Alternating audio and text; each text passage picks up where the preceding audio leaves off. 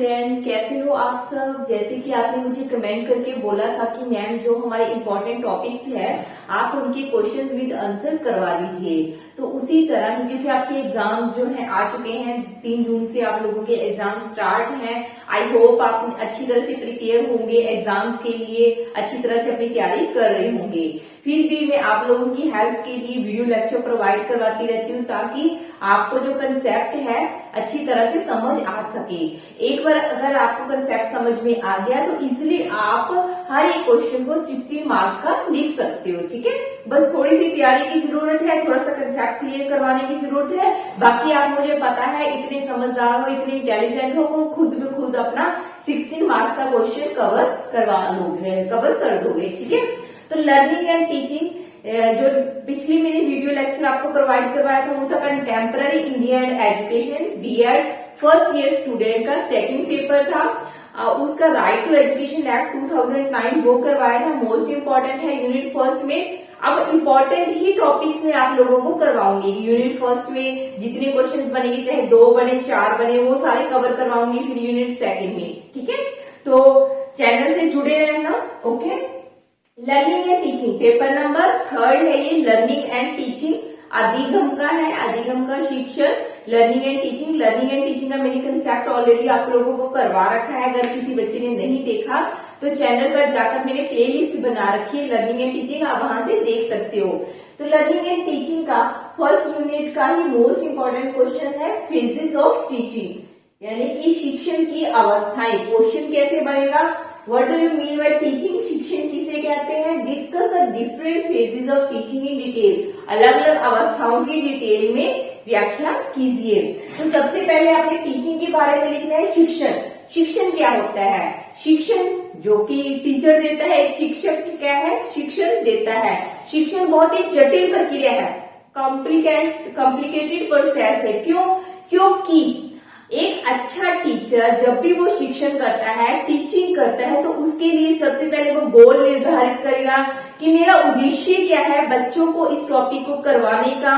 फिर एनवायरमेंट तैयार करवाएगा क्लासरूम का, कि ऐसा एनवायरमेंट हो जिसमें बच्चे मुझे इजी सुन सके, बच्चे इंटरेस्ट लेकर पढ़े। उसके लिए वो स्ट्रेटेजीज निर्धारित करता है, अपने गोल निर्धारित करता है, अपने मॉडल्स का चयन करता है, सिलेक्शन करता है कि मुझे कौन से टीचिंग एड यूज करके बच्चों को पढ़ाना है।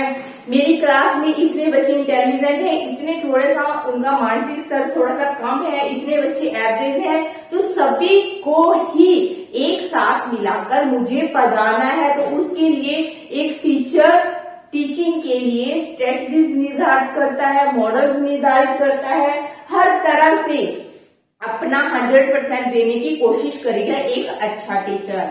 क्योंकि शिक्षण तभी सफल माना जाता है जब बच्चों को समझ आ जाए।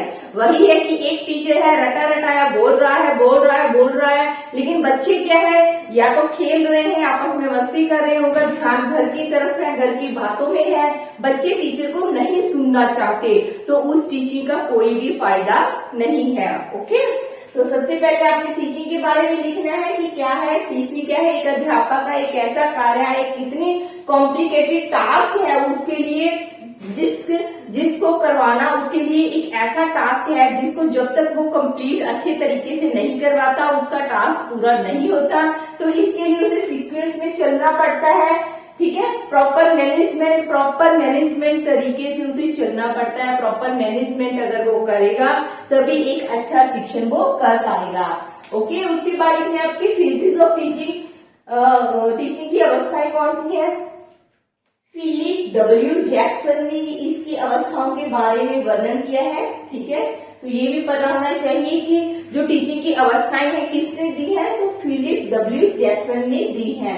ठीक है, तो 3 तरह से हम टीचिंग की अवस्थाओं को डिवाइड कर सकते हैं, pre active, interactive and post interactive. अगर आप इन चीजों को जो हेडिंग है सब हेडिंग इंग्लिश में याद करोगे तो बेटर है। ठीक है, हिंदी में थोड़ा टिपिकल से वर्ड्स आ जाते हैं।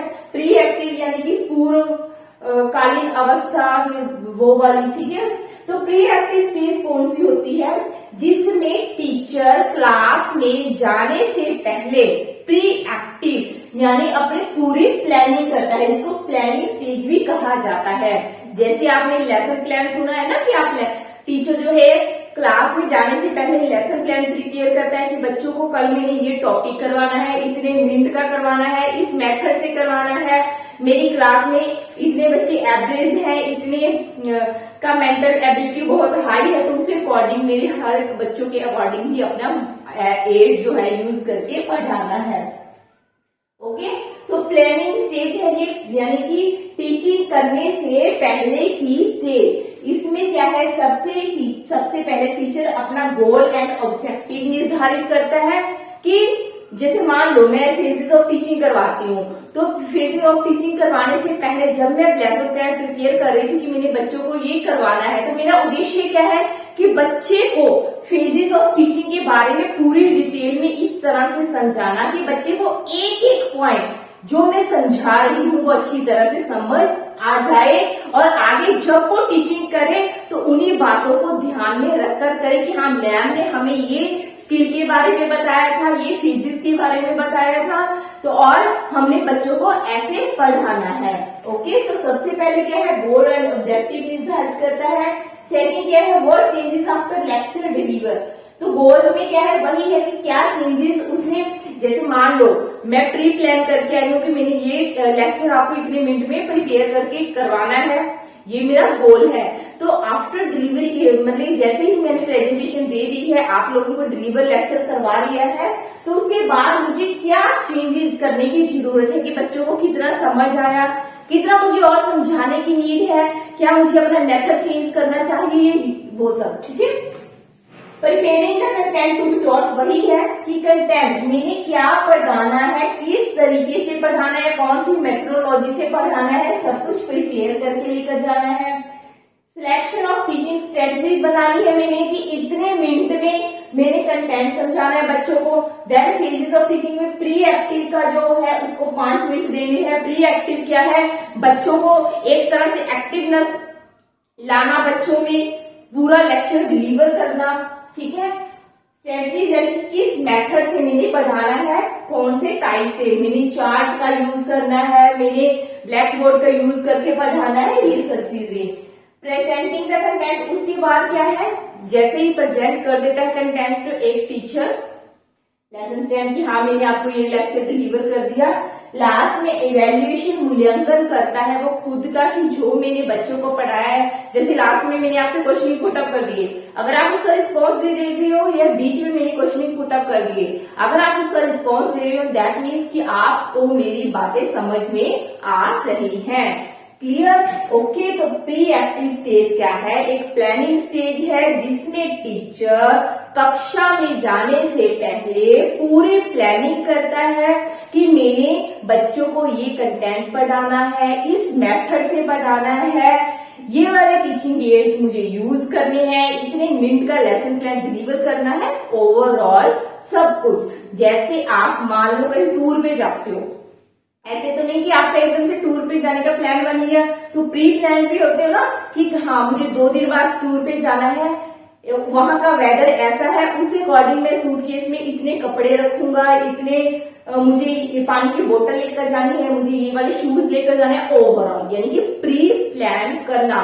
बिना प्लानिंग के कोई भी काम सफल नहीं होता। तो टीचिंग तो बहुत ही एक कॉम्प्लिकेटेड प्रोसेस है। तो सेकंड अवस्था आ जाती है भाई इंटरैक्टिव कि जैसे मैं और आप दोनों आपस में इंटरेक्ट हो रहे हैं, स्टूडेंट और टीचर। जैसे ही टीचर क्लासरूम में आ जाता है, बच्चे उसके सामने हैं, दैट मीन्स कि वो इंटरेक्ट हो रहे हैं, आपस में उनका संवाद हो रहा है। तो सबसे पहले क्या है, टीचर क्लासरूम को प्रत्यक्षीकरण करेगा। प्रत्यक्षीकरण कैसे देखेगा कि हाँ मेरी क्लास में इतने मान लो 30 बच्चे हैं, 30 स्टूडेंट्स हैं, इसमें से 15 गर्ल्स हैं, 14 बॉयज हैं, अगर 15 गर्ल्स हैं 15 ही बॉयज हैं, टोटल 30 हैं। इनमें से ये बच्चे एवरेज पढ़ने वाले हैं, ये बच्चे हाईएस्ट पढ़ने वाले हैं, इनको मैं इस तरीके से अगर समझाऊंगी समझ आएगा। उसी तरह से बच्चे भी टीचर को प्रत्यक्षीकरण करते हैं, टीचर टीचर के बारे में सोचते हैं, बहुत ज्यादा लगाते हैं। जैसे मैंने आपको लेक्चर रिव्यू किया तो आप क्या है, मेरे बारे में जो थिंकिंग है आपकी माइंड में सेट हो जाती है कि हाँ वो मैम ऐसे करवाते हैं, वो अगर इस तरीके से पढ़ाए हमें और समझ आ जाएगा, हमें उनका पढ़ाया हुआ समझ नहीं आता, हम उनको पसंद नहीं करते, हम उनको पसंद करते हैं। यानी टीचर स्टूडेंट के बीच में जो इंटरेक्शन होती है कि बच्चे टीचर को कितना पसंद करते हैं, टीचर बच्चों को कितना डिलीवर कर पाएगा। ठीक है, तो इसे एग्जीक्यूशन स्टेज भी कहते हैं, वही इंटरेक्शन करना। परसेप्शन यानी कि प्रत्यक्षीकरण। सबसे पहले क्या है कि माहौल को प्रत्यक्ष करता है, टीचर भी क्लासरूम माहौल को और बच्चे भी टीचर के बारे में। उसके बाद क्या है, तो क्या है परसेप्शन में ये चीज लिख देना आप कि ऑब्जर्विंग द क्लास, की एक टीचर क्या है क्लासरूम को ऑब्जर्व करता है कि कितने बच्चे हैं मेरी क्लास में, कितने पढ़ने वाले हैं, कितने को मैं किस तरीके से पढ़ाऊंगा तो वो समझ आएगा ओवरऑल सब कुछ।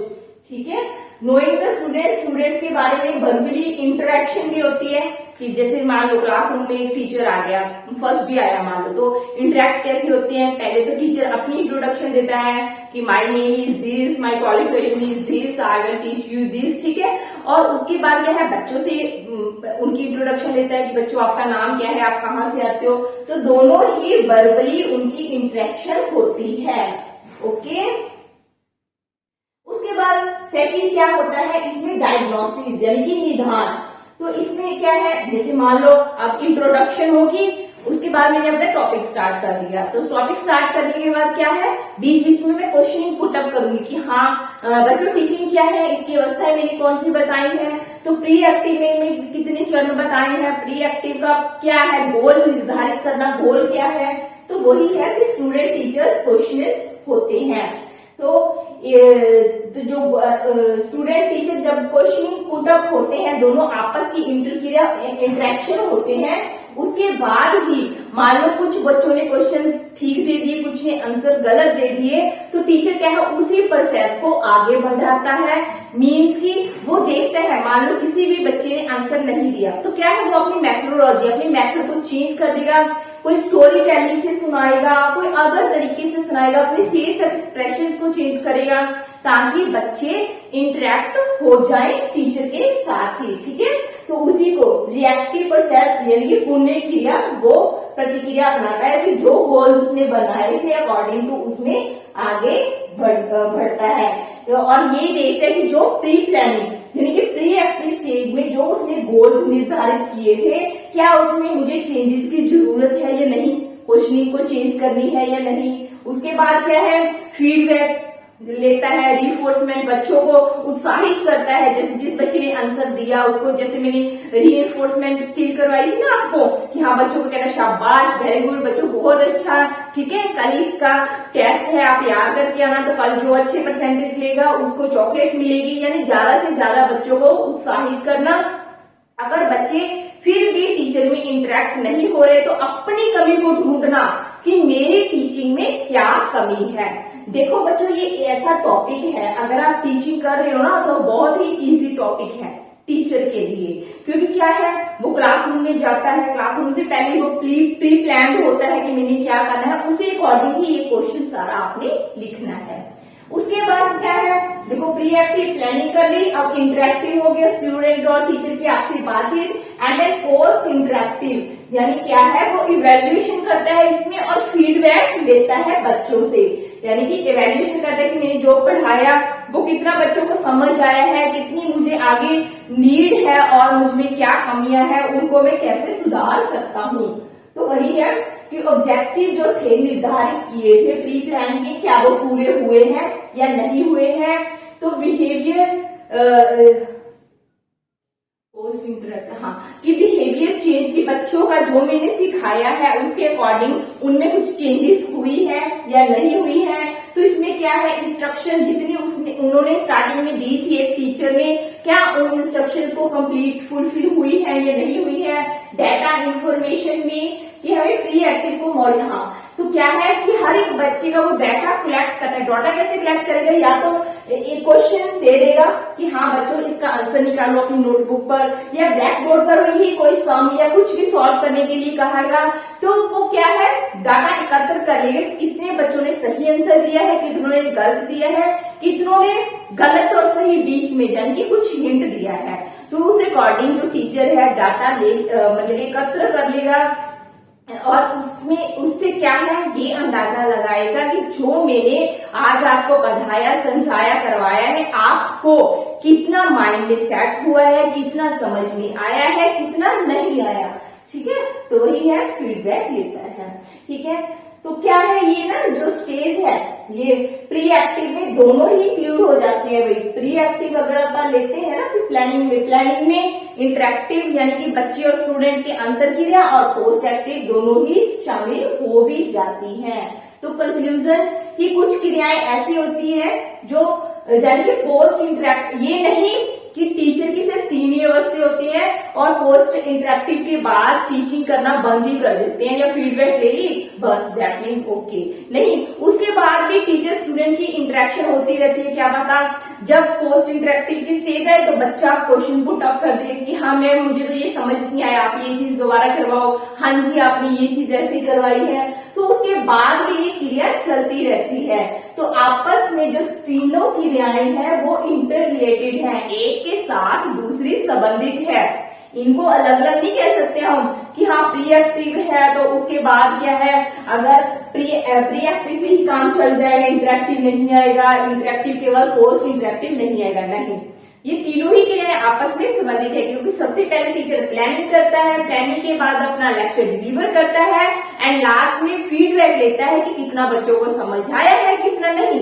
That's all. ठीक है, सिंपल सा टॉपिक था, आसान सा टॉपिक है और इम्पोर्टेंट टॉपिक है, हर बार ये क्वेश्चन पूछा जाता है। उसके बाद मैं नेक्स्ट लेक्चर आपको जो लर्निंग एंड टीचिंग का ही है लेवल्स ऑफ टीचिंग करवाऊंगी। ठीक है, जो यूनिट फर्स्ट में 2-3 क्वेश्चन बनते हैं ना मेन सिर्फ वही करवाऊंगी। उसके बाद सेकंड यूनिट हम स्टार्ट करवाएंगे, उसके बाद चाइल्डहुड का करवाऊंगी, फिर कंटेम्प्रेरी का भी करवाऊंगी। तो चैनल से जुड़े रहना, अच्छी लगे थोड़ी सी भी अगर लगे कि हाँ मैम मेहनत करते हैं तो वीडियो को लाइक, चैनल को सब्सक्राइब करना ना भूलना। Thanks for watching, have a nice day. Thank you dear students, thank you.